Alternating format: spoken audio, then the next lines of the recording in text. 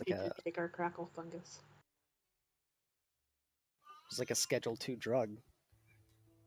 The fuck? They confiscated my goods. Schedule 2 narcotic.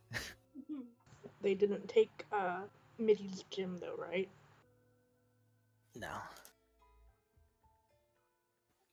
Yeah, you kept the gym. You kept like any non-weapon related magic items, and you managed to convince them to let you keep Numa's hilt. Yeah. So do It's I just still sword have hilt. It's not my going to do anything. do I still have my invisibility cloak? Since that's not a Yes. weapon. You would, yeah. Excellent.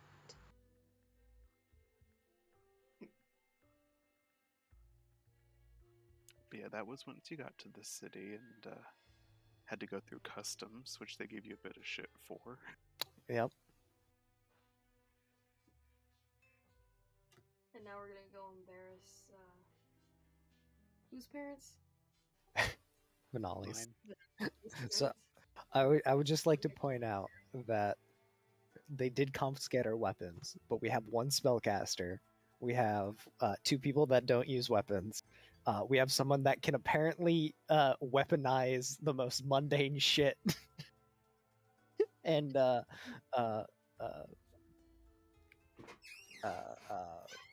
Mish still has their weapon, but they aren't with us. But so we're still armed to the teeth. Connery's armed with teeth.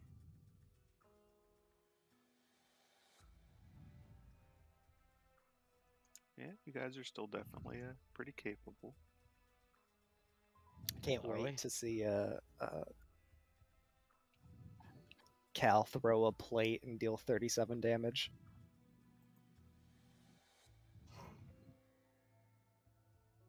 Yeah, I think a point was touched on there that the party has been split. What happened with that?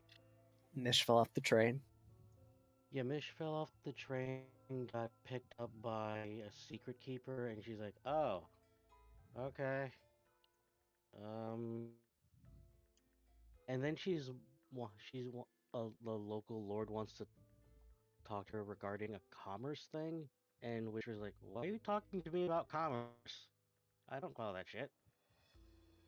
You do now. God damn it. As every fan of episode 1 can tell you, people love trade negotiations. They're my Okay. favorite thing.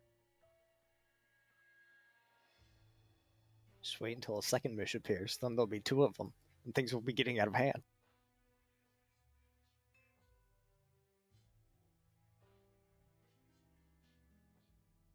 Alright, well, we'll go ahead and get started then.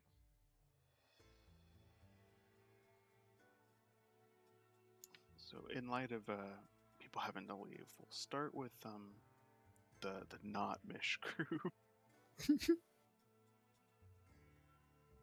But I believe you guys had pretty much just entered the city proper of Twain, or at least this section of it known as the Fens, this sort of chaotic tumble of sort of raised, stilted platforms and buildings that are built over the sort of huge river delta that has become the space between the barrier hills and the waterfalls known as the Ravel Wash that feed the Worm's Ravel beneath it.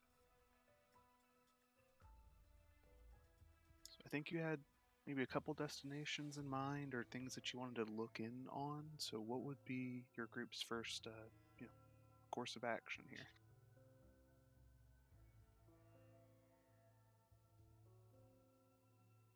Oh, Connery doesn't really know what there is here, so he's just gonna stick by. Just follow them around, I guess. Yeah, I guess I could kind of do what Mish did, since we're also looking for Mish at the same time. That would be a good way to go about it, and give a tour of the area.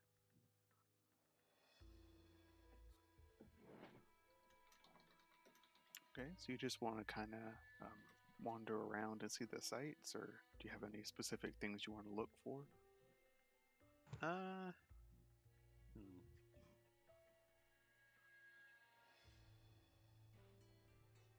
my inclination at first would be to like head to the sketchier areas of the town where somebody kidnapped might be kept, but then again, we know that the people that did it probably are in league with the, or not in league with, but certainly in bed with the government here. So don't think they need to hide in sketchy areas.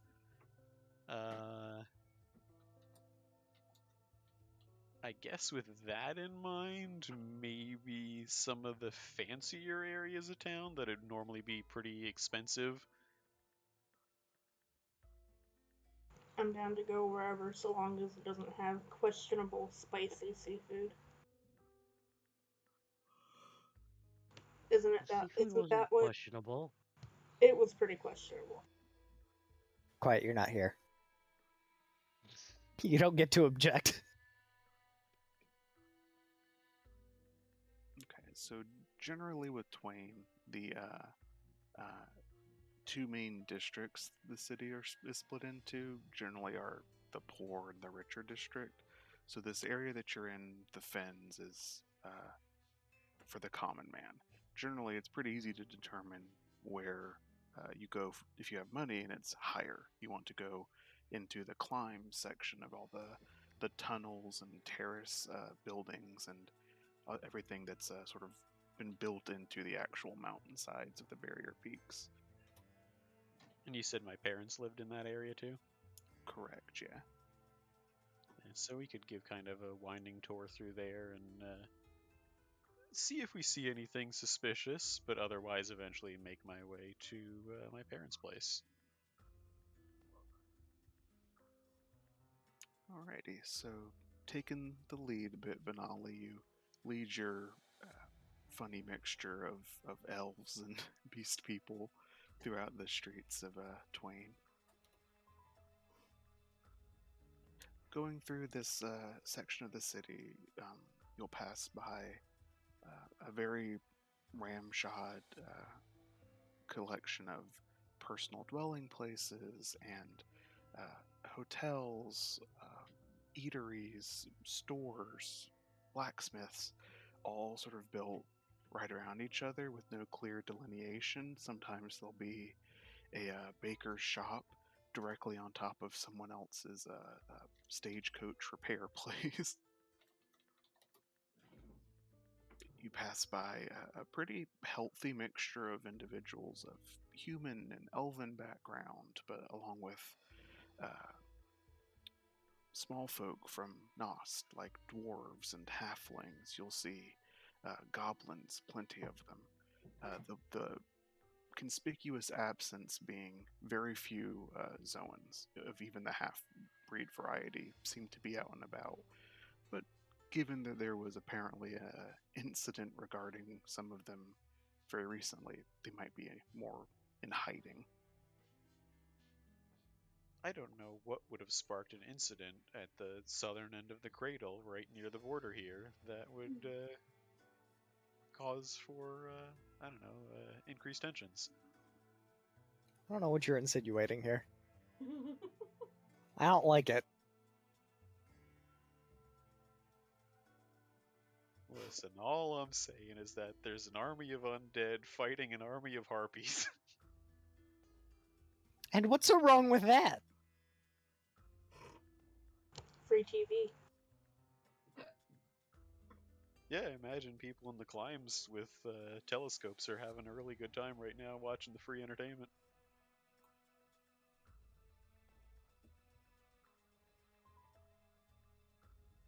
Benali will eventually lead the group through the busy, but how do I say this? Compared to Defiance, especially at the lower levels, um,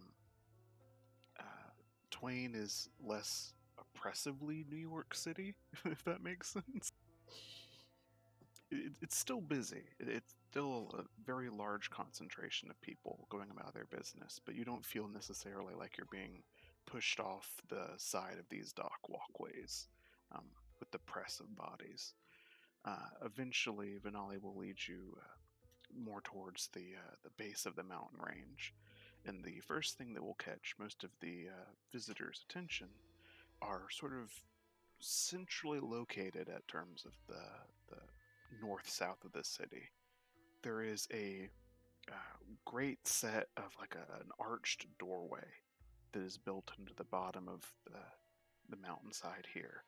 Something that like the dwarves of Dunmore would be proud of. It's dozens upon dozens of feet tall, with these huge marble inlaid doors that are swung open on each side. In Venali, that's the entrance to the centralmost Times Square station of of the railway system that Twain has started. It's known as Snowmelt Station.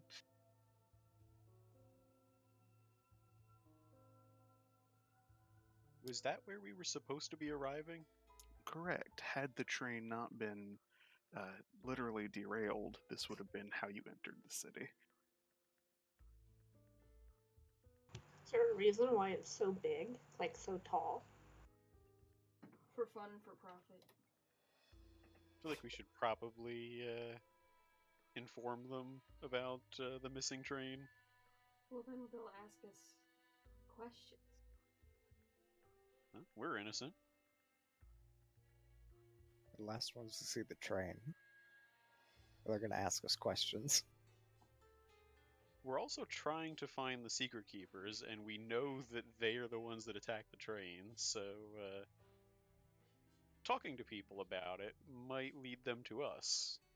Yeah, but isn't the government here in line with? Isn't that the warning that we got from the old man? True, but now we're trying to find a kidnapped comrade, so hiding from them isn't really an option. Fair enough. Unless we can hide from them while snooping around to sneak up on them, maybe. But I don't know that that's our style.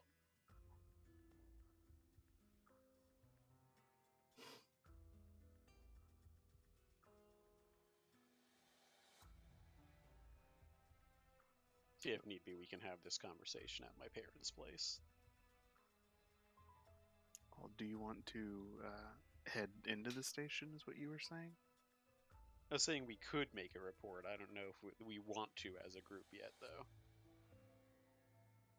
We could say we just saw it on our own travels. Crashed or whatever. True.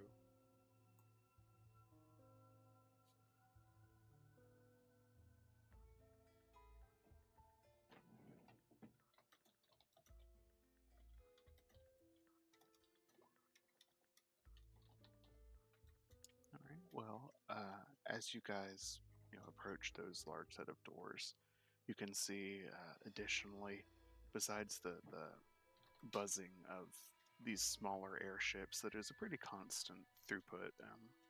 And Twain, if you look overhead, there's always a patrol car or a little bit of a air taxi moving around and moving people between the verticality of Twain.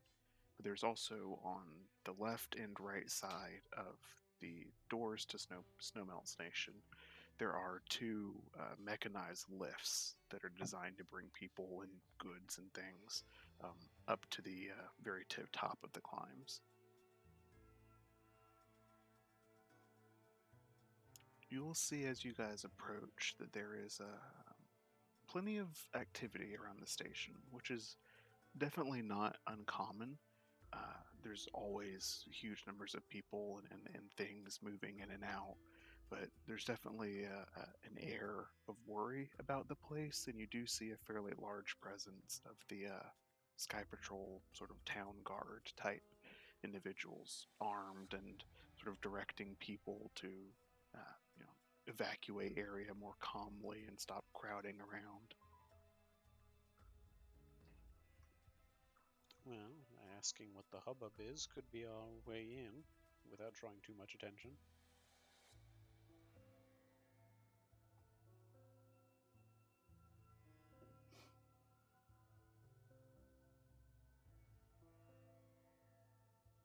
It's not hard to catch individuals that are part of this crowd if you'd like to talk to them.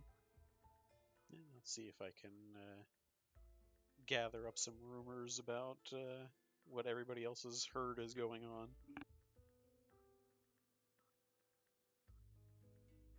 Okay, make me maybe just a general charisma check.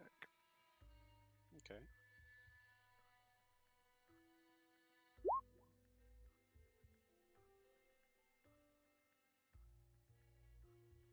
Okay, so you talk to a few people here, most of them being locals, as how they'll identify themselves. Go through a pair of half-elven young women that were on a shopping trip, and then you also will speak to a fairly old, elderly goblin that has much to say about the state of affairs in the world today. Not But another racist goblin. Back in my day. but the highlight points you'll get from sort of asking around are a lot of these people are just sort of watching. I guess in this situation, watching the train wreck would be pretty an apt description of this being the second very recent high-profile incident with the attack on the North Gate, and now there's a train that's apparently just up and gone missing. Didn't make its scheduled endpoint here early this morning, and now the city officials are up in arms over it, and people are worrying about, was it the Beastmen again? Was it something else? Does this have to do with the tensions between the colonials and Defiance that are ramping up?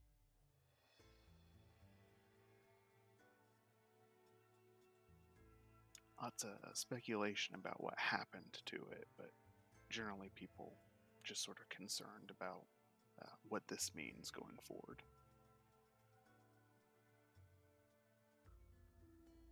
Okay. Well, it sounds as though they're already aware of what happened to a certain extent.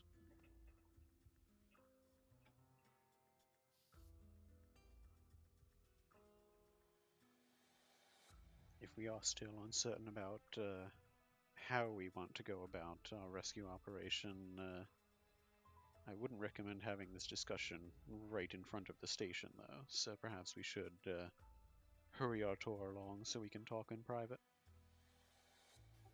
Sounds good to me. Mitty, there's something wrong with your voice. I'm too lazy to turn it on. Understandable.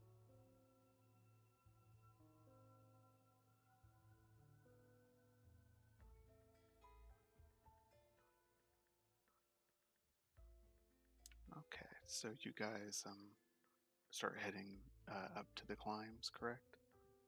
Yeah. Okay, taking the lift on either side of the station entrance will bring you up to sort of a middle section of the climbs here. Much like sort of an anthill type arrangement, there's a series of tunnels drilled into the mountainside that connect these sort of terrace buildings and the tower that is bolted into the side of the mountain on a vertical axis. But it's not not every tunnel has a up and down, so you do have to kind of memorize a bit of the route you want to take. But even though you have grown up here, Vanali, you're fairly proficient at navigating at least towards your parents' house.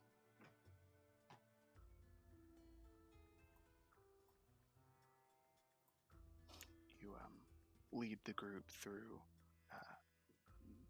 Compared to the Arakai tunnels that you guys investigated early on in your adventures, the terrace arrangement of the Barrier Peaks is much more open, much brighter. Even the quality of the stone itself almost gives off a lighter, more daylight infused sort of aesthetic, so you don't quite feel like you've been transported back to the Underdark as you're walking through here.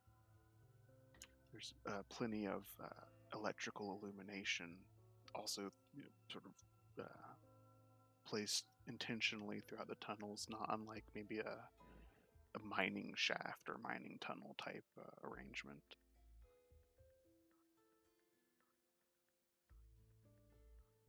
Eventually, though, Finale will lead you all towards the entrance within the actual mountain itself of what promises to be a few stories, but would be on the ground a fairly affluent but not outrageous manor house.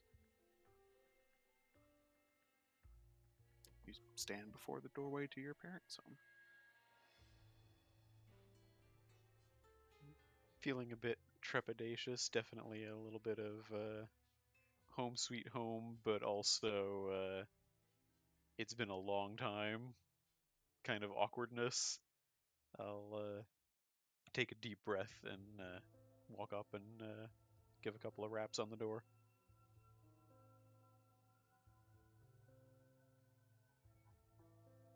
Yeah, so you guys wait a couple moments before eventually the door, you hear a chain being withdrawn, and then a second chain, and then a door will open, and peeking through, you'll see the sort of salt and pepper graying hair and clean shaven face of your father, Castor, as he looks through the sort of gap between the door and the stone wall, sort of trepidatiously before.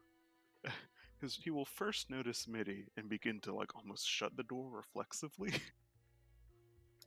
But then he will see his son standing right on the sort of doorstop, and he'll fling the door open with sort of a shout of surprise back into the house of Omri. He's here, and he's he's brought a bear. Is Mitty like hiding everybody else? He's just so wide. He's taking up the rest of the his Connor's seat. probably on his shoulders again. Wide Putin. I forgot about Wide Putin.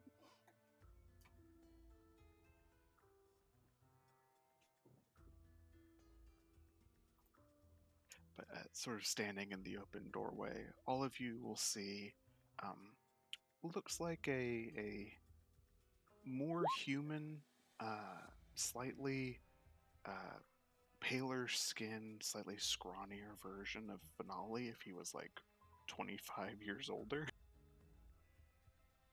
His dark hair is more shortly cropped and is definitely well into the process of going gray.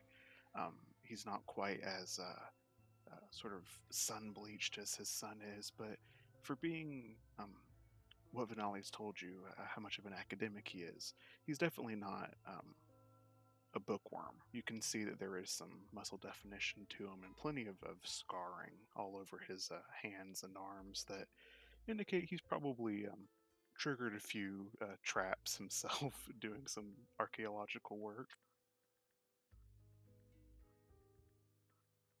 He'll reach out both of his arms and sort of try and bring you into a hug, Renali, and say, "Oh, I'm so glad you were able to make it so quickly."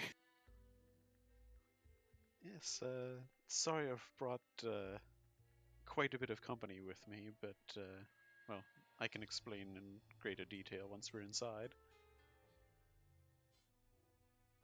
Of course, of course. He'll sort of step out of the way and motion for you guys to enter.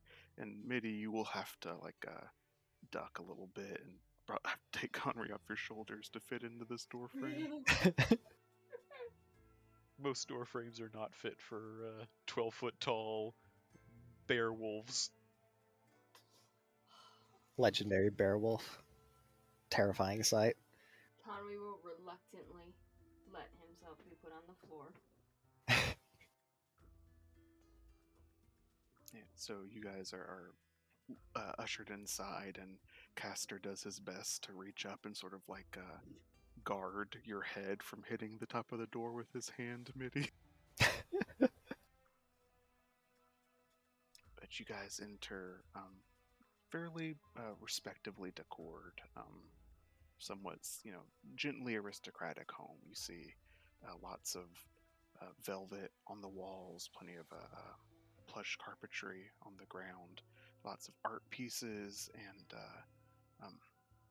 not just of the like painted variety, but like sculptures and like placed on pedestals, kind of throughout the entire establishment. You'll see what you gather are probably artifacts that the couple have recovered and brought home to make part of their personal collection.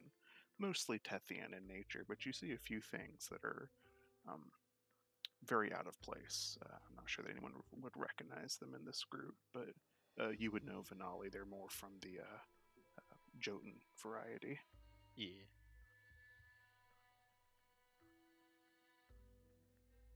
Castor will shut the door as you all enter and sort of rechain it and lock like 3 different seals, as he'll say, "Oh, okay. Glad you could make it, given the events of the day. We're afraid that you might not have. Well, when we heard about the train, made us worry, you know." Well, not to set your hearts too ill at ease, but you were right to be worried. We were on that train. Yeah, you'll see him pale a little bit, and he'll say, "What did it was it attacked, or they haven't been able to find anything from last I heard." And I suspect they won't find anything, given the alliances that our governor has made. Kind of, not so much as like actually doing a wink wink nudge nudge, but definitely putting a bit of intonation in his voice. Right. Well, your mother and let's just make it to the dining room, shall we? And he'll start ushering you all forward once again. And as you enter the dining area, which has it's not a super long dining table. It could fit maybe 8 people at it. Nice white tablecloth and a single a candlestick right in the middle of it. You see seated there a mature elven woman with a sort of sandy blonde hair. She's finally cusping that age of that most true-blooded elven women get to, between like 20 and 50, where they don't visibly age very clearly. So she's finally starting to actually show some wrinkles and then things like that. But still, because of her elven heritage, manages to look much more youthful than her husband. Poor guy. And she's seated on a chair and is sort of tending to and soothing another elven woman sitting beside her, a redhead with sort of frail looking, looking a bit battered and unsure where she is, very heavily scarred in the face. You recognize Fiora. Who? A character from Venali's backstory. Ah. I am just flabbergasted at first.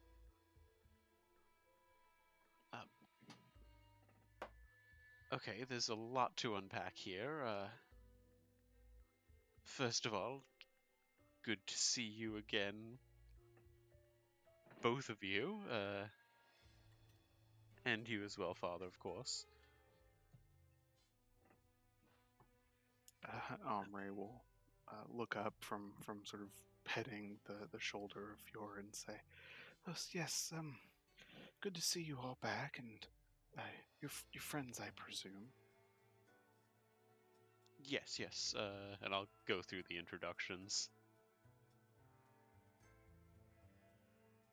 Fiora's kind of listless and not paying much attention, besides a few cursory glances to people as you introduce them.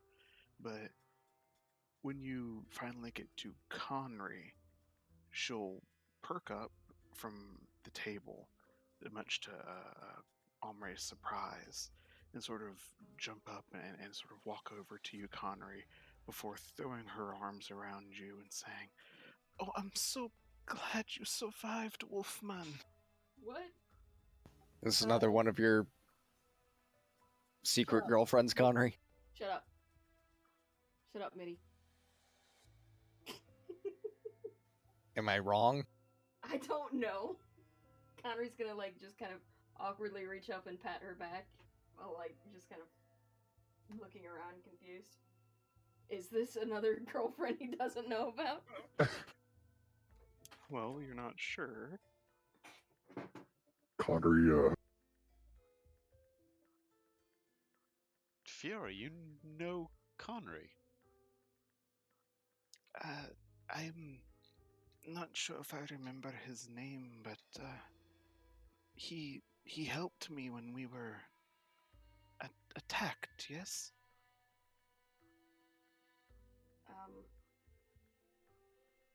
Connery's gonna kind of wince and then look away, and because suddenly he feels guilty for not knowing things. Wait, didn't we see a vision of the two of you, I think, actually, on a cliff? Near a cliff? It's been a long week. Yes, when we were looking at the dragons in the Foglands before the Lucindis attacked, and you gave me your talisman and told me to run, Wolfman. I was afraid you would not survive. Oh. That's Connery kind of thinks, he kind of looks down and like he's thinking. And he mutters something like, that must be when that must be when I fell and got fogged. I can't think of words right now. Something to that effect. I can't think of words right now. How you got from there to hell is another mystery to be solved yet.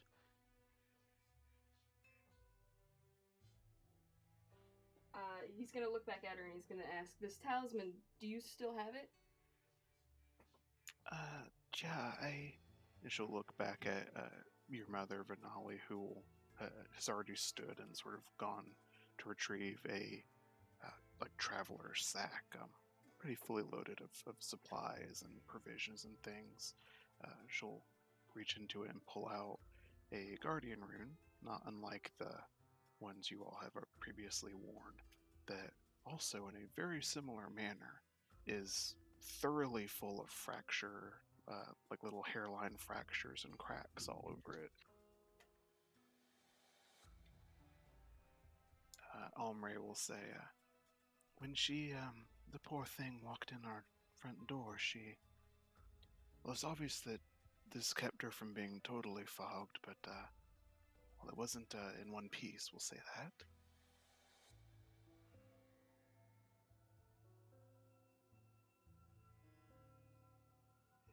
Fiora, is your mind intact?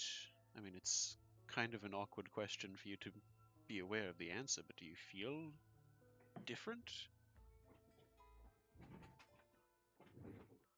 Different. I have forgotten things. I've forgotten many things, but I remember Wolfman, and I remember my friend telling me he lived in Twain. The Hondeses, archaeologists. I came hoping they would help me, and she looks, and Castor will say, "Oh, yes, we took her in and did everything we could for the poor girl, but well, things have been difficult since the trade baron's men have been trying to take her in, you see." Why?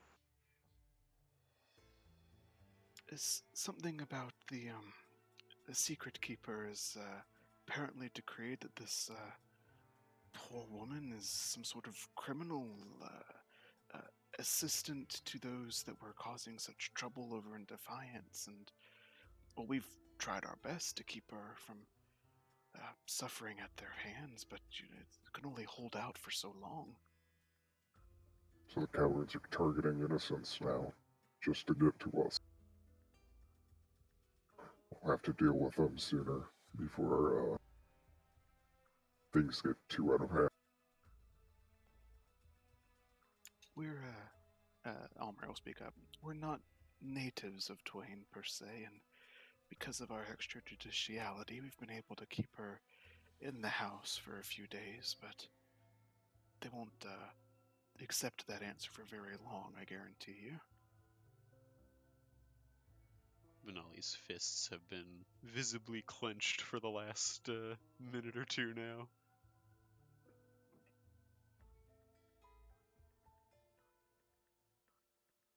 Fiora will take one of your hands and both of hers again, Connery, and say, I did not get the chance to tell you at the time, but thank you.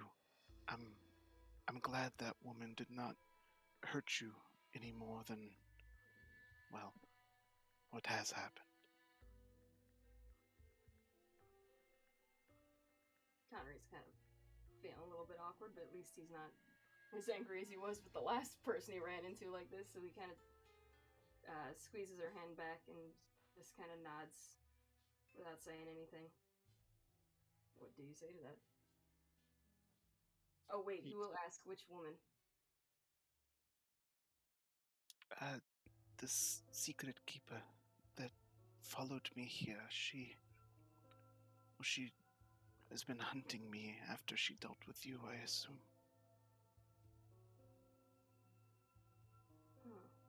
Okay.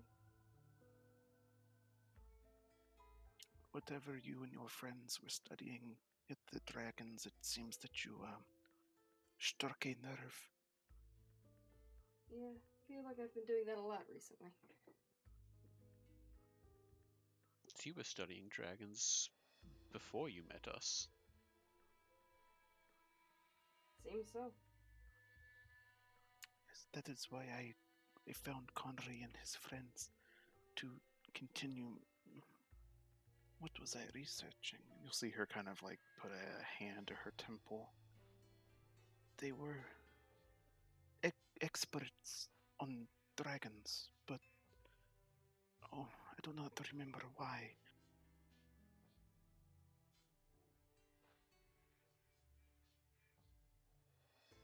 I don't know if you even remember much about me, but the last time I saw you, you had vanished in the middle of the night. I have no idea why you left.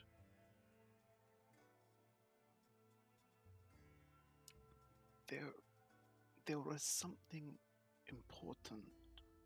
The lady had given me a clue that had to be followed. But what? And you see her, she is getting a bit increasingly distressed as she's trying to remember this. I don't think it will actually do anything, but I will go ahead and just place a hand on her shoulder and cast Lesser Restoration.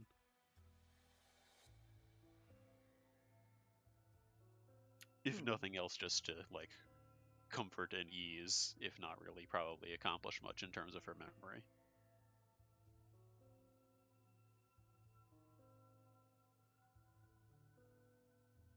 Make me a spellcasting check. Okay.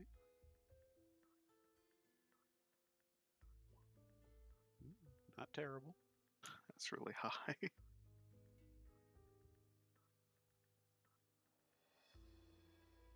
So you cast the magic and place your hand upon her. You see the tension does immediately sort of drop out of her shoulders. Friends all kind of surrounding you all in a protective huddle. Fiora will just say, so much has lost, but it wasn't important. I promise, Finale. I don't remember why I left, but please forgive me and you too, Mr. Wolfman. Well, there's nothing to forgive. I was just merely concerned, is all. Yeah. Connery will pat her hand and be like, it's all good. It's all fine. Castor will has been kind of standing a little awkwardly as he says, "Why don't you all take a seat? And it seems that we have a number of things to discuss."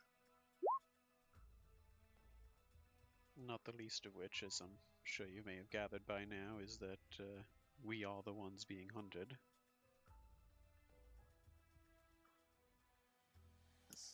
Omri will kind of grimace at that and say, "Had an idea, but well, had hoped perhaps that there's just a little misunderstanding."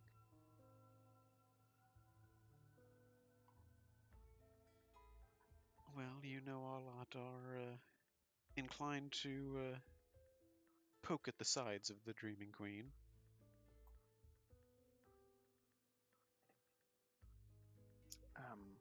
Your parents will lead you all to sit around the dining table. Extra chairs will be brought if needed. I don't have a full count in my head at the moment. Two But, extra chairs for Mitty. Yeah. He has a wide load. But you all are able to sit.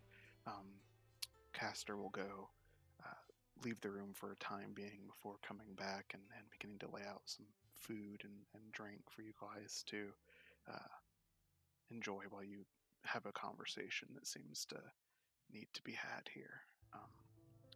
While that happens, we will change the scene for a minute.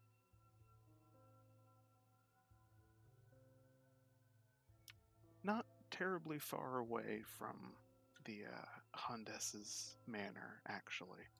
Probably not more than a few layers further up in the mountainside, lies the Trade Baron Hirsch's office, a dark, squat building that is really only used for official meetings and negotiations.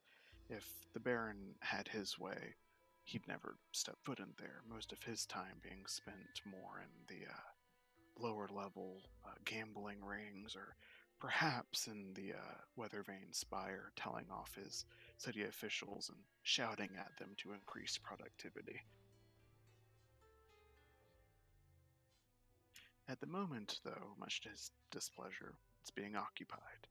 He was summoned in to deal with the captured prisoner that the secret keeper Yora has alerted him that she has obtained. So, Mish, you find yourself on one side of this large walnut desk in a chair that's not super comfortable. To your side, Yora remains standing, sort of hip against the desk to look at you sideways and at the Trade Baron. The Baron himself is a very... He is a man that has enjoyed much of life, and his physical form shows the excess. He has to have a specially made chair for his side of the desk that can support his vivaciousness. Looking facially, not unlike a bit of the Vernon Dursley archetype. Very little neck, very bald head, but it's a rather thick monocle on one of his eyes that gives him, a slight air of professionality to him, along with the crisp bow tie that adorns the top of his handcrafted, independently tailored suit.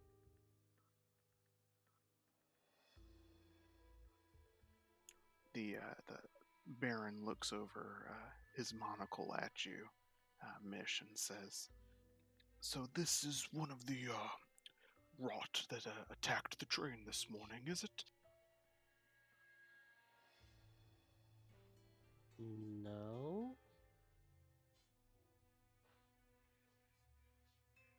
why would we attack a train when we literally paid the first, was it first class accommodation? Hmm. Why would we attack a train that we had literally gone out of our way to pay first class tickets for? Like, she literally says that, sounding exasperated and a bit, what the fuck? Well, I assure you that I do not know what crosses the mind of filthy half-breeds such as yourself. Okay, dial it back on the racism, will ya? Yes, he'll turn to look at the secret keeper, who her shoulders are just slightly perceptibly shaking with a bit of withheld laughter. He'll say to her, "And you definitely apprehended this one in the process of attacking the train?" "Yes, I'm afraid that we could not detain more of them, but this one was the only one that could be removed safely without risking more of my men." She'll just deadpan. Uh, Really? Is that what we're going for? Okay. So, like, I'll be honest, I don't know what exactly I'm doing here or what exactly you apparently think I did. I'm just traveling with with a group of friends. That's it. And it's not every day where you get attacked in the middle of the night after paying, exorbitantly for a meal, and you get attacked by the train itself. That's sort of weird, not gonna lie. Baron will sort of sit up further in his chair, causing it to creak as he'll drum his fist on top of the desk and say, "First, your kind attacked the northern gate, killed several of our sky patrol. You also probably are in league with those cultists in Old Irons, and now you attack our train? What is it that you wish to accomplish, huh? What would you have of my city?" He turns to Lenora like, okay, where's this north gate? My geography's is kind of a poor point. Sorry. I literally don't know what he's talking about.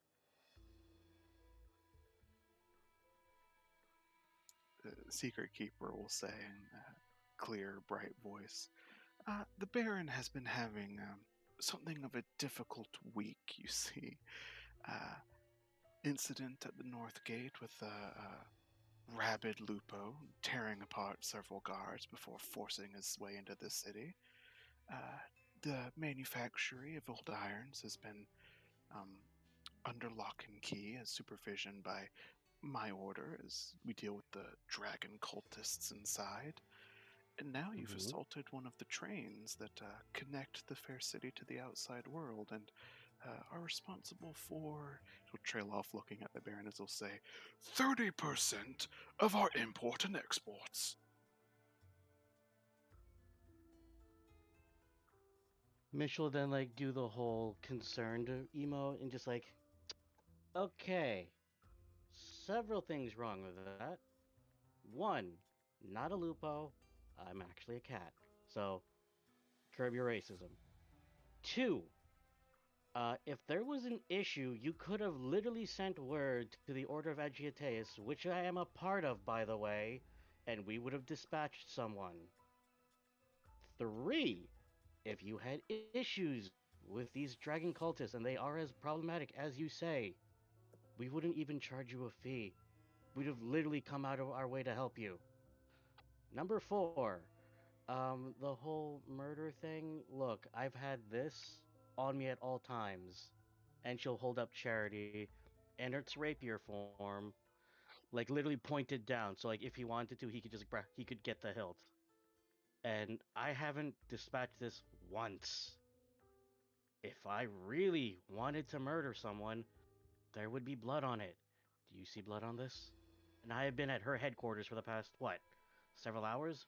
With very little access to cleaning and or maintenance tools in any way.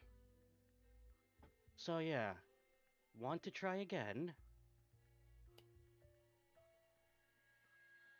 Uh, the secret keeper will look back at the Baron and say, "She has been in our custody, yes, and as far as I am able to ascertain, she does belong to that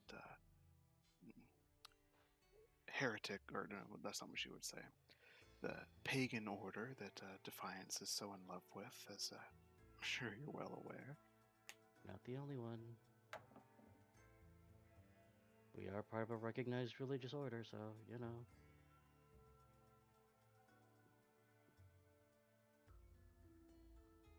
Well, I, for one, am only interested in what further nefarious plans your kind has for my city. What will it be next? The Southern Gate? Are you going to send more crazed berserkers at our brave men and women protecting us? Are you hearing yourself? Seriously, this is sounding like more like a crazy B-movie plot. Like, seriously, I just came in yesterday. I don't know what the hell's going on. And seriously, if you do have issues with these cultists, I can help you. Sure, I'm a bit miffed at how I was brought over, but if you need help, I'll help you. Just, tone down the evil maniacal villain rant, will ya? Kind of puffing up a bit like a blowfish, he'll sort Also, of that's not wag. health. Also, that's not healthy. The whole puffing bit. You should really see a doctor. See a specialist about your cholesterol. Okay. He had started to raise a finger, like as if to tell you off, and as you tell him, like, you should see a doctor about that, he'll just like unable to form words. And then she'll actually turn to Eleanor like, okay, seriously, is he okay? I'm actually worried about his health. That cannot be healthy. Mr. Hirsch, and she'll reach out and put a hand on his shoulder, and you'll see a lot of the tension immediately drain. Like, there is a instantaneous moment as she places her hand on him, where it's almost like an NPC. Their AI resets to like a different track, if that makes sense. I He get you. changes on a dime to sit back on in the chair and act more relaxed, and she'll say, "Perhaps the pagan would be of some use for us clearing out the manufactory. I know how much its inaccessibility has been causing you and your businessmen such trouble."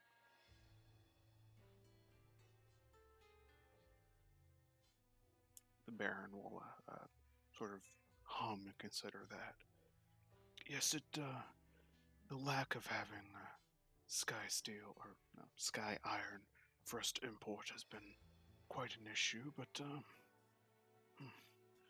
you really think you could use her without potentially inviting more trouble than it's worth? And then at the mention of Sky Steel, like that'll just as if like trigger a memory. Oh wait, what? You're the guys who manufacture that stuff? Oh, I've been meaning to talk with you guys because the supply's been running dry. Now I know. If you just mentioned that, I would have helped you. Like I would have came here instantly. Sheesh. You guys really need to stop with the whole, baiting and all that. People are willing to help. Yes, I believe once you round up the rest of her troop that we could put them to use and take the proper precautions that make sure none of them would get any strange ideas about helping the cultists. Unfortunately, I'm the only one who's obsessed with Magitech, so that'd really only be me. So sorry about that.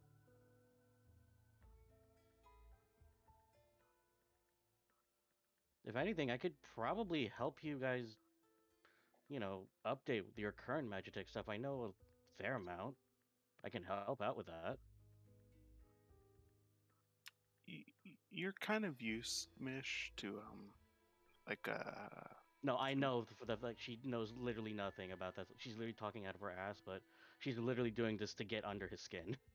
I gotcha. Like I'm saying, you're used to um, Mish does talk a lot, and you are not at all unaccustomed to some people not giving you the time of day, if that makes sense. Mhm. Yeah. Or As am I Yora, overdoing it? no, as Yora has her hand on the Baron's shoulder, he's not even just ignoring you. He's like not hearing you. Like he only has eyes for the woman.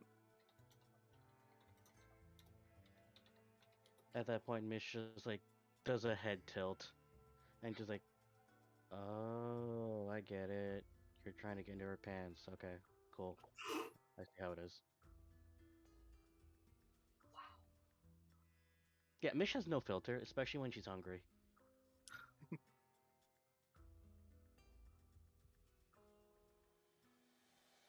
The Baron will say, "Well, if those archaeologists would just let what's the word? Would just give up that fugitive they're harboring and get me," and he'll turn and shout out the door, which is closed, but he shouts out enough that it can be heard on the outside of the door.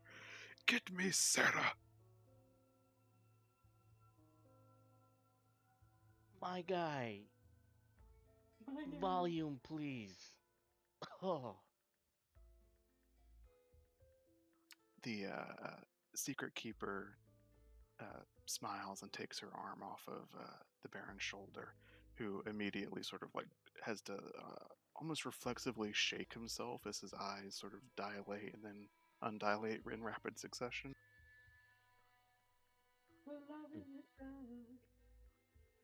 so would Mish notice that in his eyes? Yeah, I would say so. I mean, given that you guys are like pretty in close proximity here, this isn't a very large office, and the Baron takes up like half of it. Mm-hmm. Like, oh, I get it. Huh. Just a few minutes will pass before the door opens again, and you see a young woman. Can't be much older than like her mid 20s, with very long blonde hair that is tied up in a very intricate and tight braid. Um, she it's an odd collection. On the top half, she's wearing like actually practical armor, sort of decorative leathers, but would actually offer a very reasonable protection in battle. But from the waist down, she's wearing like a mini skirt.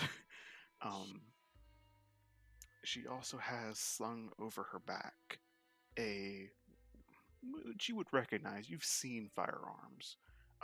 It's a rifle that is nearly or just about as tall as the woman is herself, at like sort of a lower 5 foot mark. It is a beast of a weapon, and she's toting it around as if it weighs nothing, even though she doesn't seem like she's not buff or anything. It just seems to be effortless for her. Mish just like whistles at the side. Wow, nice. Yes, Baron. And the Baron's, before she even says that, is already spitting. "I want you to go to that Hondess's place and bring me that fugitive." Mish would just like wipe her face. Can you not spit, please? Sir, so am I doing that instead of taking my men to find the train that you told me to do 20 minutes ago? Yes! Forget the stupid train! Yes, sir. I'll take my men and do that instead then. Would you like pictures of Spider-Man as well?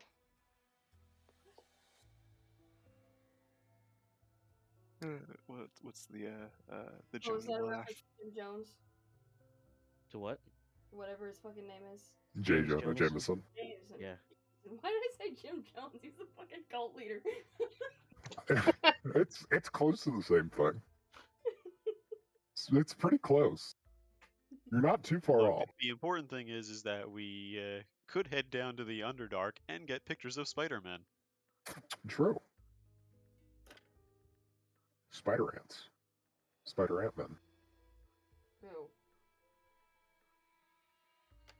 Anyway. Yeah. The woman sort of does a quick bow. She seems a little very deferent, very submissive, but a little uncertain, like how to best please the obviously very agitated Baron. She'll kind of start to turn to go back out the door, but she turns more than 180 degrees in her anxiousness and like has to correct herself. Man, if this is how you treat your employees, I'd hate to see how you treat your wife. He'll kind of harumph and say, "As if any one woman could satisfy trade Baron Hirsch." Ooh. Oh, you're that kind of guy. Okay, that's even worse. And just turns to Eleanor. Do you seriously work for this guy? Really? You could do so much So, better. out of character, we're starting a revolution, right? Oh, yes. Oh, of course. Mish found dead in Twain. It is time to install communism. We've joked about it for too long. Our We're time has actually come. doing it. So, Okay. but yeah, does Eleanor react to Mish, or When you say Eleanor, you're meaning the Secret Keeper? isn't that her name, Eleonora? That is her name. Oh, Yora. Okay, where did I get? Yeah, she just turns to Yora and just like, you seriously work for this guy? Really? She kind of giggles into the back of one of her hands and says, "The Baron and I have a mutually beneficial working relationship." Her expression goes from horrified to goes from concerned to horrified and creeped out. Jeez. This is why we can't leave Mish on her own. Nope. True. Well, worry not, Baron. I will take this criminal back to our headquarters, and once you obtain the rest of her friends, do send them my way, and we'll make sure that they're put to the Queen's good use. There is no Queen of England.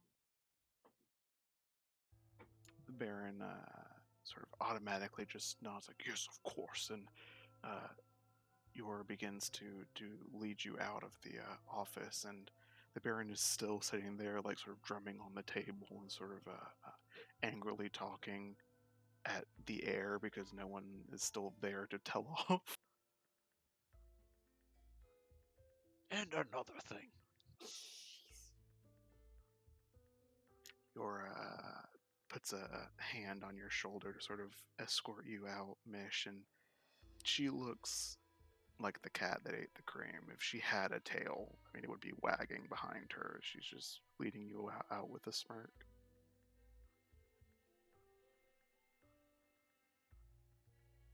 I think you did quite well there, little Agitaeus acolyte.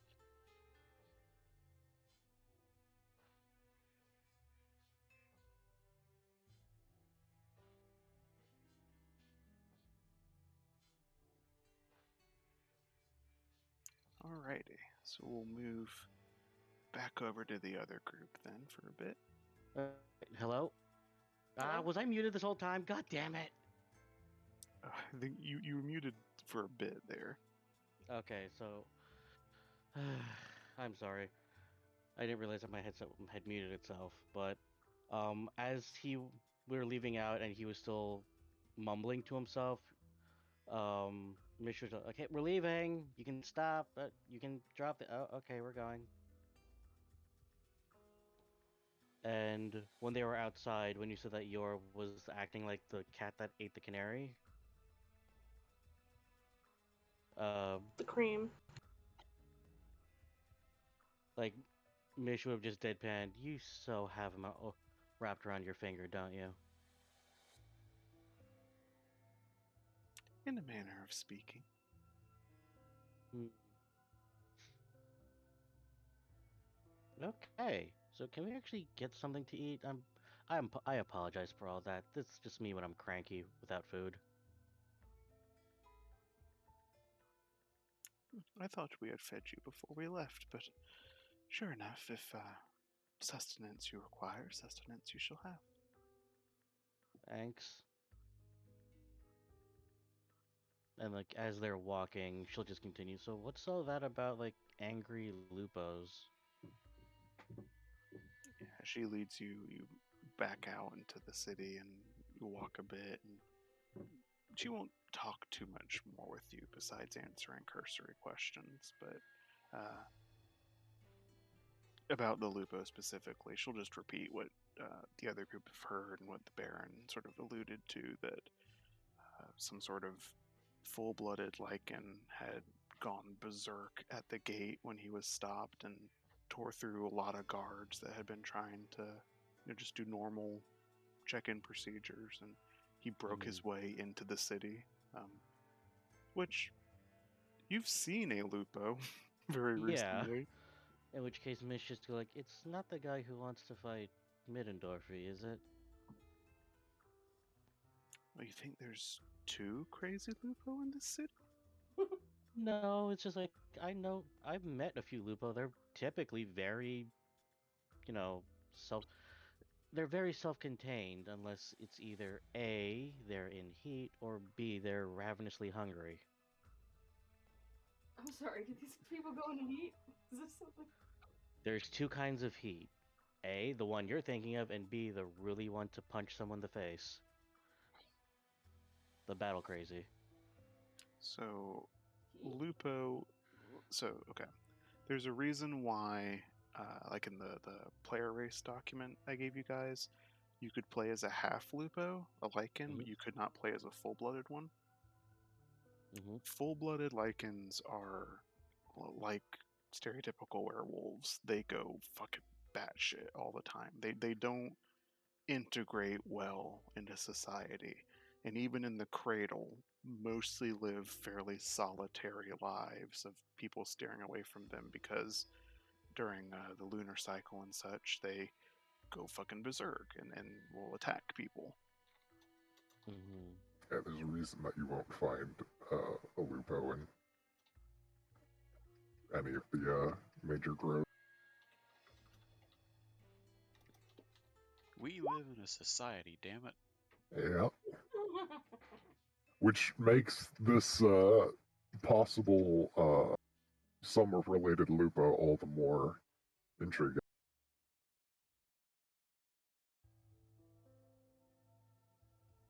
So yeah, a couple of things you're picking up is a lot of the issues that are seemingly plaguing the Baron. The Secret Keeper has been fairly on top of. In more ways than one. Please stop. Hey, what? Not But- everything is a sex innuendo. Yeah, that's exactly what I meant.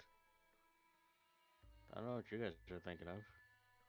In lieu of the innuendo, in the endo, my intento. What? Anyways, We'll change the camera here and get back to the other group. You got that song stuck in my head now. what song? Foxtrot uniform Charlie Kilo.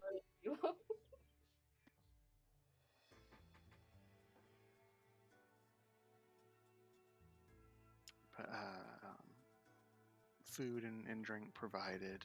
Your those of you that are still not under Secret Keeper's custody are sitting around the table and free to have this conversation that seems to need to be had. Which Is one? the mess? Oh, sorry. I was gonna ask, is the message thing active at this point or no more? What message thing? Like the message spell that you had cast, is that still going back and forth, or? That's oh a no, one that's and one done. time only. Oh, okay. Just wanted to confirm that. Go ahead. Sorry. Oh, I forgot. Did you ever mention that there was someone that was looking for me? No, because I Okay, think she only met that person after the message went back and forth. gotcha.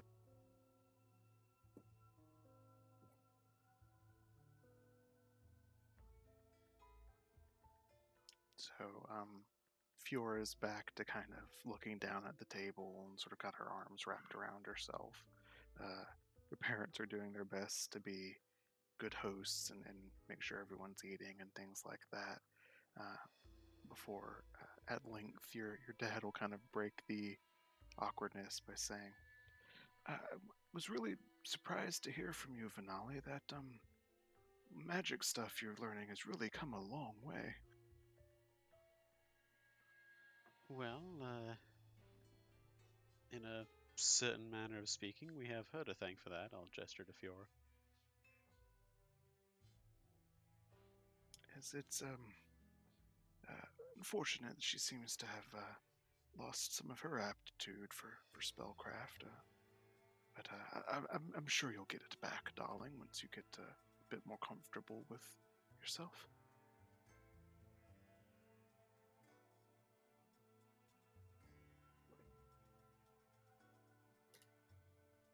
Uh, her mother will sort of look around at the group, say, "So, not that I minded the company, but what brought you back with such a eclectic mix of friends?"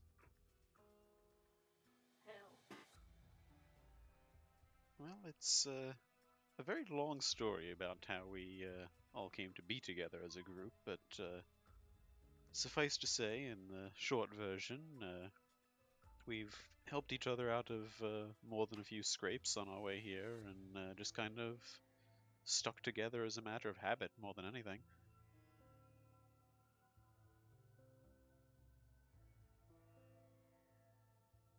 But as for why we're here now, well, that has to do with why we're being hunted. There's a friend of ours that we used to work with that supposedly is here in town, and one of our own also went missing on our way here, and we think she is here as well.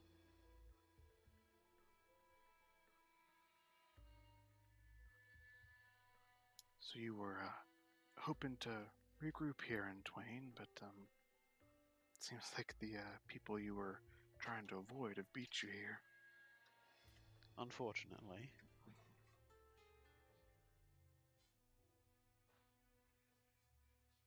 Well, that's a good thing in and of itself. Makes having to find them a much easier task. I don't like that they're after Fiora, though. It means,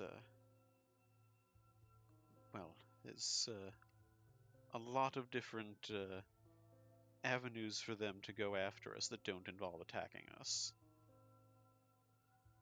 Well, they decided to take the path of the savage. As such, I think it's our duty to put them down like the dogs they are. Excuse you. Wild beasts? Acceptable. Very well.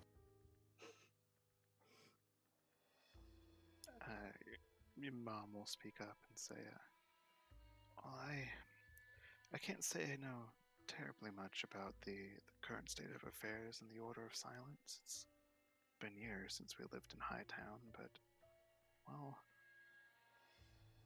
the secret keeper that tends to this city, her name is Yora. She's a bit of a nasty piece of work, to be honest. I imagine they all are. Well, I haven't had the pleasure. Oh, sorry, go ahead, Rainbow. I just said how so in particular. Well, she's very well connected with the local leaders and all of that, but well, I think a good good example would be what's happened with the refinery over to the east. Something about some cultists were supposedly caught trying to attack it, and rather than let any of the city officials in, the Order of Silence declared that they were taking over the situation, and well, it's been over a week and no one's been allowed to go back in and check what's going on. Never mind anything about, due process or the regular state of affairs, just the city's leaders rolled over and gave her everything she wanted. Quick question. Yes. Do we know that we were attacked by the Secret Keepers on the train? I thought it was the Dreaming Queen. They work for her. Oh. I don't think we know specifically, but we do know that the Secret Keepers are after us. Okay, yeah, Unless Mish mentioned it. I don't know if she did. Actually, no, I think Mish did say Secret Keeper in your message. I In did. that case, we do. Alright. Then, if we do know, Mitty will ask, just, sate my curiosity. Do you know what the official statement is in regarding to the attack of the train? Oh, there hasn't been an official statement yet. They haven't even recovered the train at all. I think they're supposed to be looking for it as soon as possible. I guarantee you that'll go over about as well as their clearing up of the refinery. Yes, it's currently quite deep into fog territory at the moment. Oh, well, I hazard to say that'll take them a while to reclaim then. If they have any interest in reclaiming it at all. Point I have being, a sneaking suspicion they don't want any evidence of what happened. I don't know much about yours capabilities or what she's after, but I've had the misfortune of sharing a room with her once or twice, and well, everyone just seems to bend around her like reeds. They'll just let her get away with anything, and it's creepy. Think there's some sort of magic involved? I wouldn't have the training to say, but it wouldn't surprise me.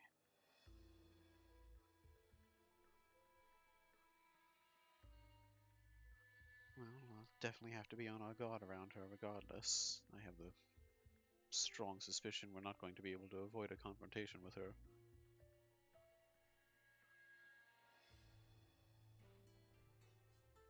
She's already got a confrontation with us.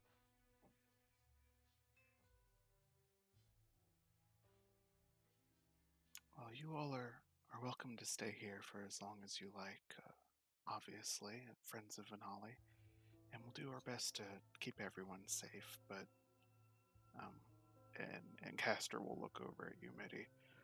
I would be careful, friend, and please take no offense to this, but many people in the city right now will be very scared to see such a large Zoan moving about the place.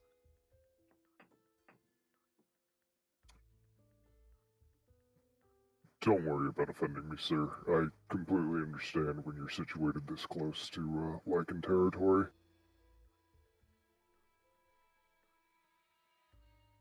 That's especially because they haven't caught the man. I'm not sure what hole he's hidden himself in, but well, he cut through so many guards, and everyone's afraid that he won't be done there.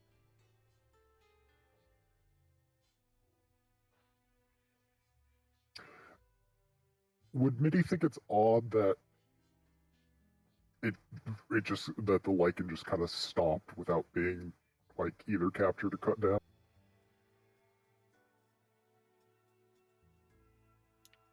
Um, I'm not gonna make you roll. I would say yes. That would strike you as odd. Mitty will say, that's peculiar for a lichen. Generally, the rampage won't stop until they're dead and buried. Almost like he might have been being controlled to do stuff.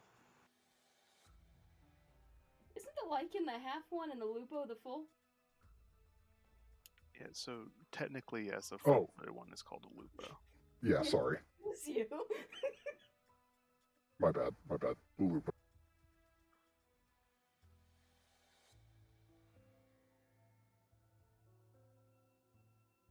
Who knew Mitty was so racist?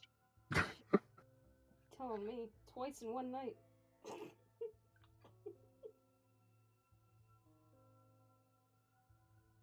I'm sorry, I lost the thread a bit. What was the last statement?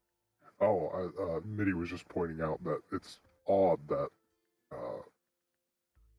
it's still out there and it isn't currently making a huge scene. I Because think Cal, generally they only stop after they've been stopped in some way. I think Cal questioned if it was being controlled. Yeah. Yeah. It was a little out of character, more of just an observation considering what we just learned or got about the Secret Keeper, but Well, it's not entirely unlikely. We also know that the situation with the Sky Iron has been controlled and then ignored by the Secret Keepers, and they'll probably do the same thing with the train, and so this attack that has gone unresolved certainly seems to fit their MO as well.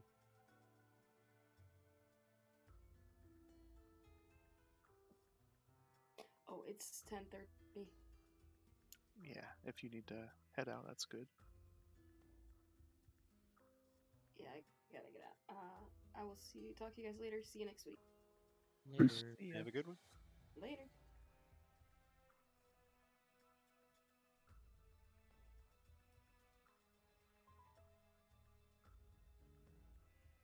The caster will say, I'm not certain exactly where, even if it was the Secret Keeper, they'd hide that beast, but and he kind of catches himself. No offense meant, of course. The individual being the beast.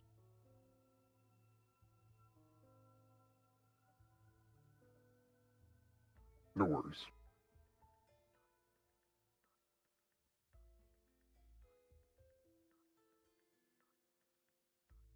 But if there is anything Omre or I can do for any of you, or supplies you need, or questions asked that perhaps we could field more discreetly, just you'll have to be careful if you are being looked for. I'll try to be careful not to get you two ensnared and everything. We wouldn't want everybody else to face a bad fate or anything.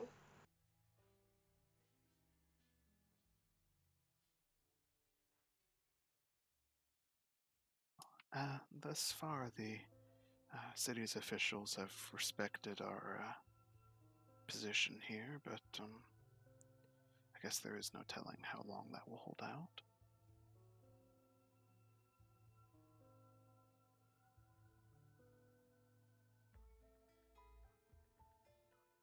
I'd rather not leave it to chance and have bloodshed spilled at our doorstep, regardless of who's victorious.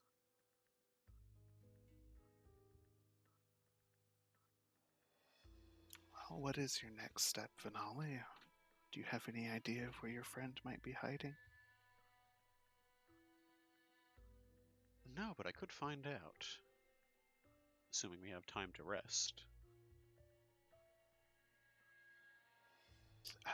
Certain we could find places for you and all of your friends. The larger one may have to sleep on the couch, I'm afraid.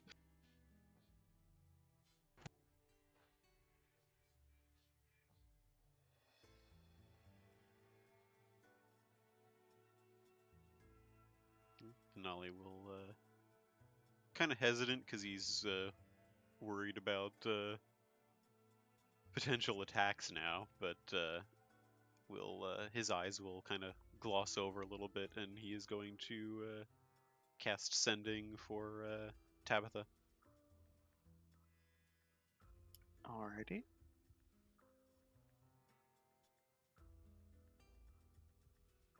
And What would you like to say? that is a good question. Probably let her know that we're in town and maybe where she can meet up. Yeah, we've arrived in Twain. Are you still safe? Are you able to meet us somewhere? If so, I'm like trying to figure out how to describe getting to my parents' house in 125 words, but I will attempt to do my best at that.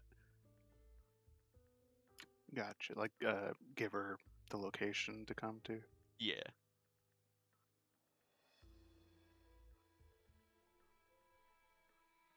Okay, so you send that message, and a bit of a delay as they seem to process it.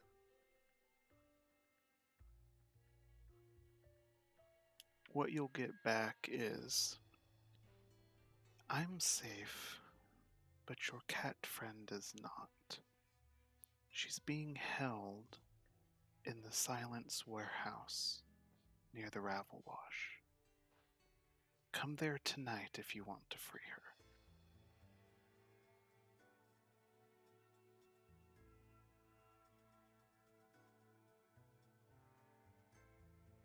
Well, no clear information about where she is, but she did let us know where Mish is, which means she's probably somewhere nearby.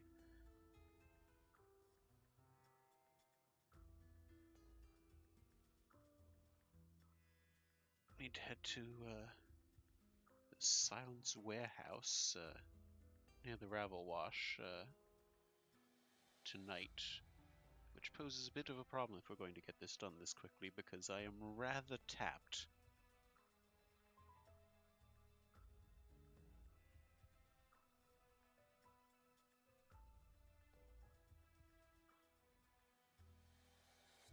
About what time of day is it? I assume we've been Jeez. traveling for a while.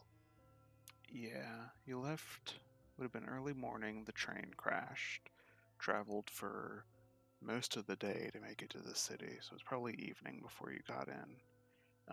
So, I mean, it's probably going, late into dinner time now.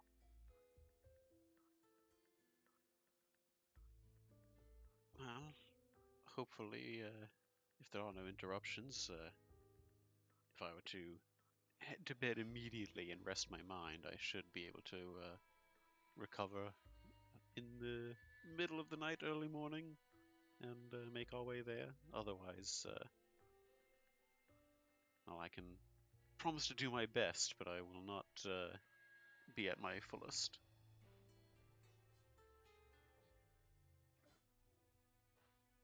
Don't worry, if something does come up, we'll make sure to handle it without waking you up. I wouldn't necessarily go that far. Wouldn't want you to put your lives at risk over me getting some sleep. Well, you not getting sleep will put our lives at risk. Valid, I suppose.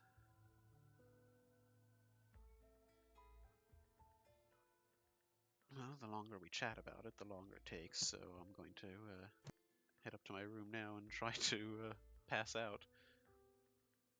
Shouldn't be too difficult, given our journey.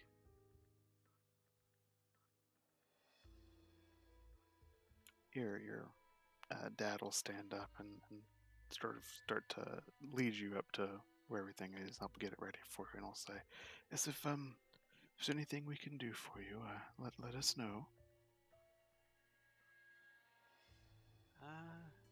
Just try to stay out of harm's way. Don't put yourselves in any unnecessary danger. That's the most I need from you. We reached the age where the child is worrying about the parents' well-being now. Oh, come on, it's always been that way. Ever since I saw you walk into that spike trap while you were looking behind you.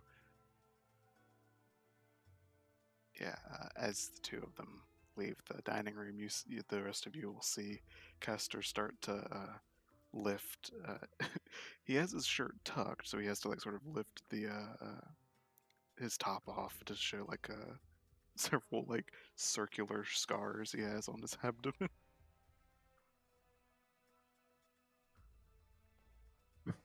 Mitty will look at it and say, "That's a good one, but are we comparing scars?"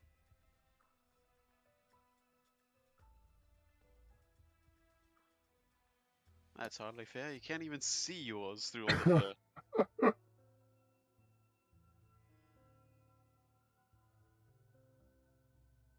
There's a decent number of battle-worn people at the table. Yeah. Does Mitty have a scar on his snoot? Oh, most definitely. Oh boy. Snoot's Is it one of those anime cross-shaped scars?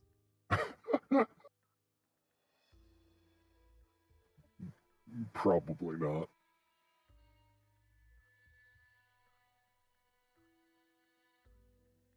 Alright, so Vinali goes up to bed. Other people finish their dinner and have some conversation and stuff. Shortly after Vinali leaves, Fiora will get up with the help of Omri and also be led off to bed. Just very quiet, not very not definitely not an active member of the conversation going around the table.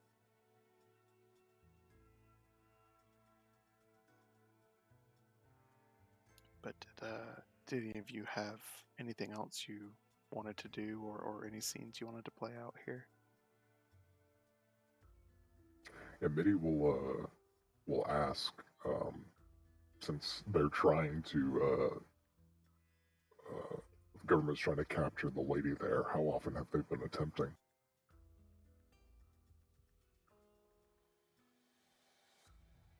At first, it was a single time, but after we rebuffed them, they started coming every few days. It's been a couple weeks now, and probably I've gone up the chain. I believe the last time was the head dragoon herself that paid us a visit. They haven't tried anything underhanded, have they? Not expressly, merely conveyed how much of a displeasure we were being to Baron Hirsch.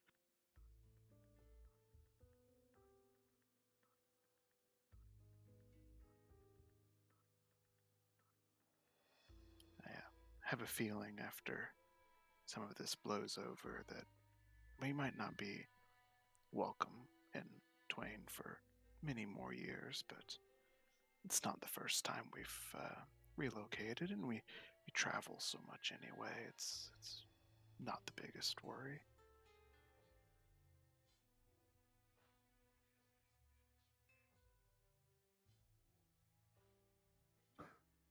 But it is a failure at those.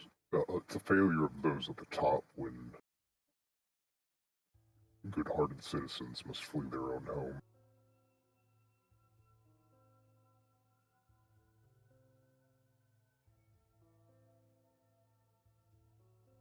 This Twain it's a fair city, and in better times, it's a place where people that, how should I say this?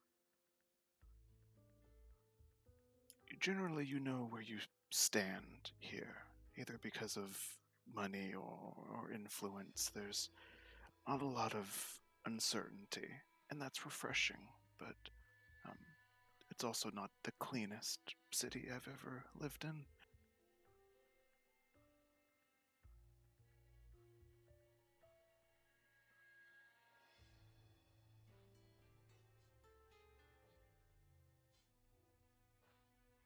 Well, unfortunate circumstances aside, if you do need our assistance in any way,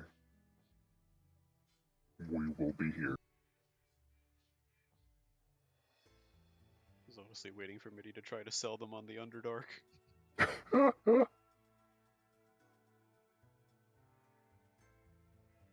Well, it is very reassuring to see not only how far Venali seems to have come in being able to handle himself, but the friends that he's managed to surround himself with are also quite impressive.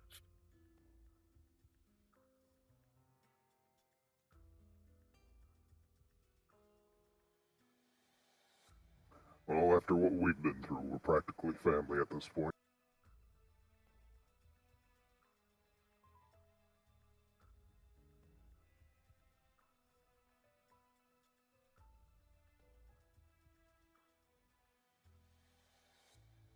Alrighty. Any other people want to do anything? It's probably a terrible idea, but just in my tossings and turnings, at one point I would like to get up and pay Fiora a visit. And I'm going to try to cast. I'm going to spend my sorcery points to gain a spell slot level back to cast Aura Vitality and just like pump my healing, just all of the 2d6s for the minute, just to see if I can help her scars heal.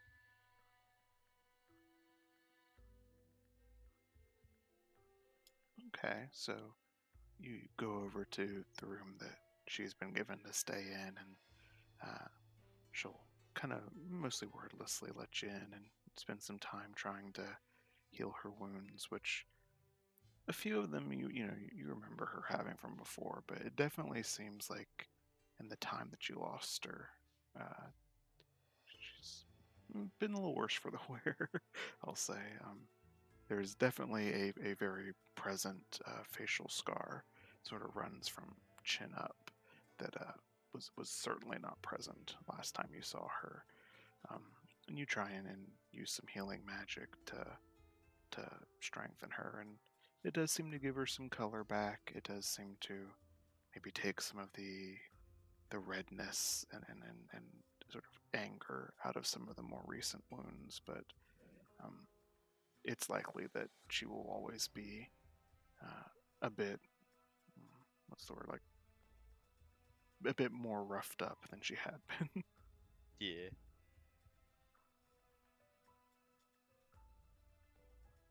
As you sort of finish casting the magic, she'll, rubbing her shoulders, say, "I'm glad that I was able to find you again, Finale." And you. I was quite worried, but it all worked out in the end. We're both okay. Some of us more than others.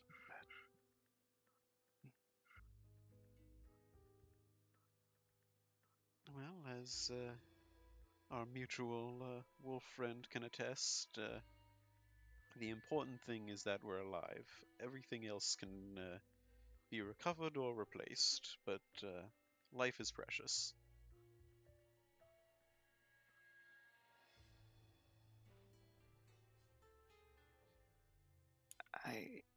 I know that I did know something important, and I think that is why the scary woman wants to hurt me so much.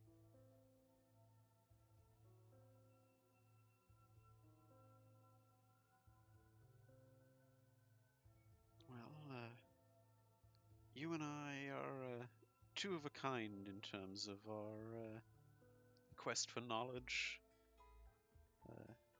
We intend to experience the gathering and learning, while their lot are very much interested in hoarding. And I don't think there's any way to, how best to put this, any way for our two churches to get along, as it were. But I'll find a way to make this right and keep you safe. Don't worry. I don't think there's a way for the churches to get along. She'll kind of laugh a little bit.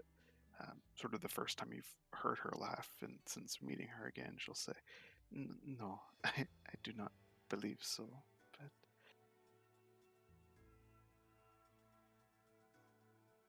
I have had a dark thought, Vinali, but if things go badly or something does happen, can you make me a promise? Well, you've said it's a dark thought, so I would like to know what the promise is before I agree to it. I am lucky, I suppose, that I am an Ava of full blood. If I do not make it out of this, or something happens, maybe if someone could try and get me to the Braylands and they could bring me back sometime, the next person that with my soul will remember.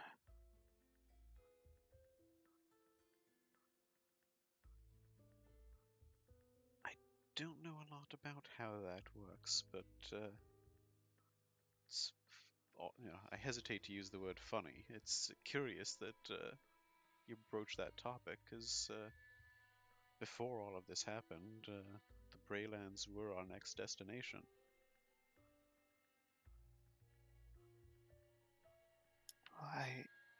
I will hope that you will not have to carry me there, but if it comes to that, will you?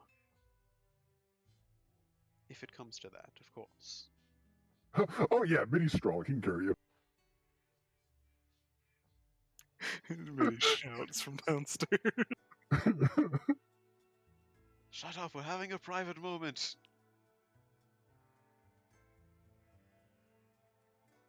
Stop talking about yourself in the third person, it's weird. Sha la la la la la la. Carry the girl. It's Kiss the Girl. Yeah, That's she'll a just irate neighbor. she'll just sort of look down at her hands and say, "That is good. Someone needs to remember if it's not me."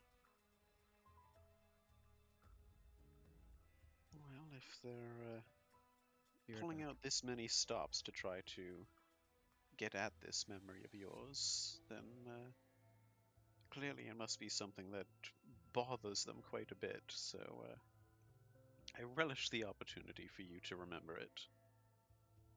Hopefully it will not involve having to bring you back, though.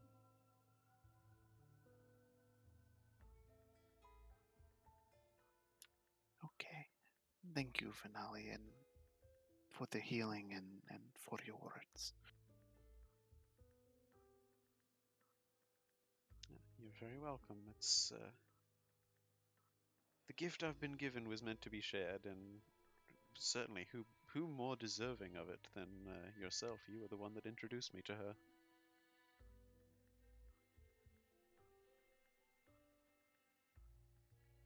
She'll give you a smile and a few more parting words, but at length show you, you'll leave the room, and she'll sort of wave goodnight to you from the door side before returning to the quiet guest room. I'll head back to mine and try to fall asleep as best I can.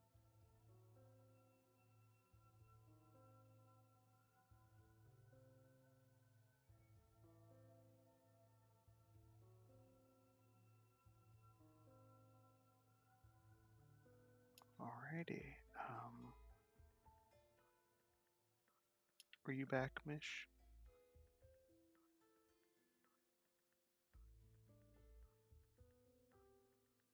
Take that as a no. Battery's He's muted muted. again. Jinx.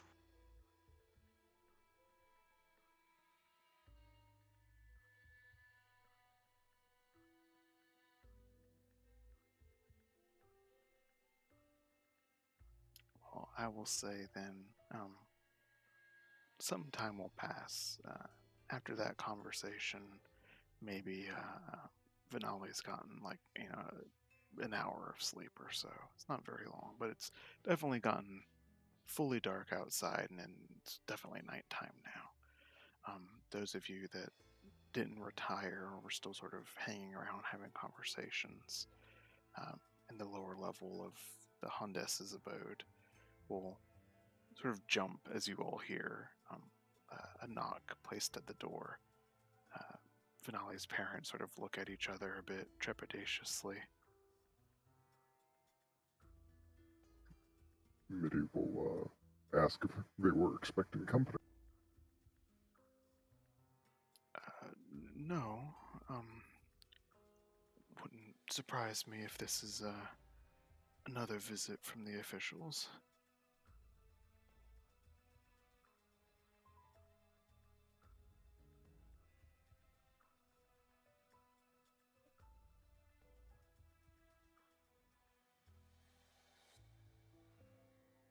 Is there a peephole in the door to go look out? Make sure it's not the Mormons. There's not a peephole, but you did notice when you guys came that Castor like cracked the door to look outside to see you guys. If you'd like, I can answer the door if they are less than savory types that you would You can not like to deal with. go T-pose aggressively. God, Mitty T-posing. Generally, my presence either diffuses a situation or starts something.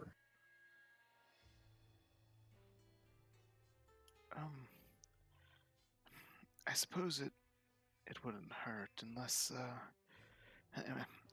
you guys would like to remain hidden, in which case you should probably head to the back room or something.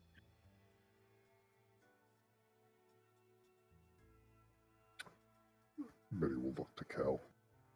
What do you think? I mean, I can put my cloak on and they won't see me, so balls in your court, bud.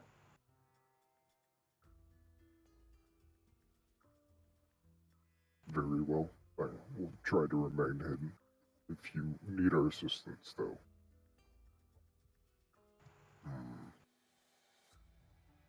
Mitty will ponder for a minute.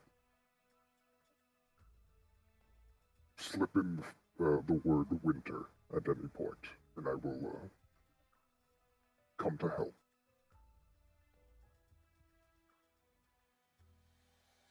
Alrighty. Castor will get up and start to head towards the door.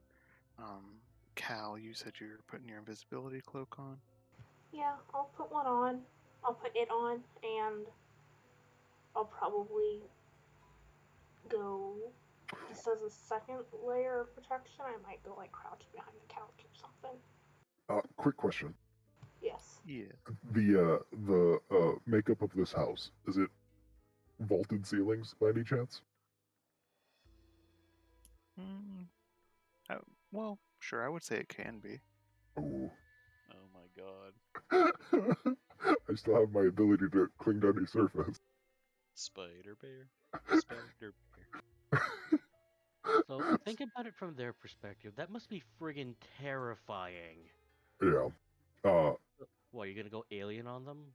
Mm, mm, it, while Cal hides with their invisibility cloak, Mitty will hide in plain sight, quite above the door, clinging to it. Oh, okie dokie.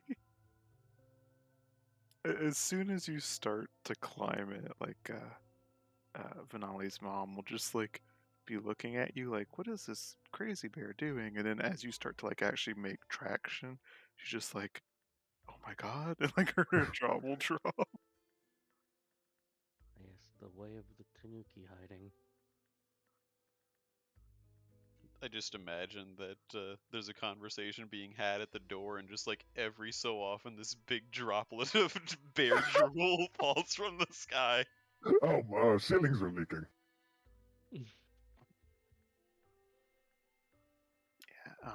Castor will go to the door and again undo the multiple chain locks they have before opening it a crack. And we'll see. From both of your perspectives, you can't see who's at the door. You'll hear him exchange a few words of, "Oh, it's good to see you again, Head Dragoon. To what do we do? To what do we owe the honor of your presence so late at night?"